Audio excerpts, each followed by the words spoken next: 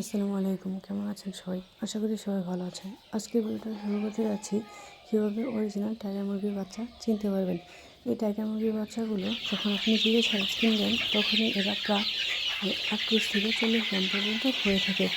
এছাড়াও এদের পাটা মোটা হয়ে থাকে। আর কীভাবে চিনতে পারবেন এই বাচ্চাগুলো সুস্থ সবল আছে? দেখুন, এই বাচ্চাগুলো অতি সহজে আপনি ধরতে পারবেন না, আপনার আগে গিয়ে চলে যাবে। দেশি মুরগির থেকে অনেক চঞ্চল হয়ে থাকে। আমি আপনাদের দেখানোর জন্য কিছু বাচ্চা ধরতে যাচ্ছিলাম এবং এরা আমার আগে আগে চলে যাচ্ছিল।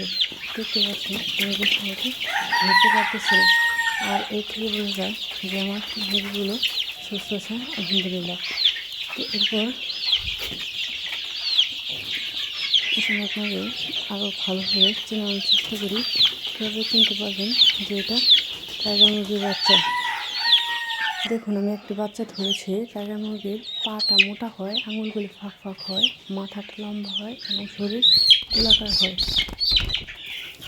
আশা করি এবার চিনতে পারবেন। আসসালামু আলাইকুম।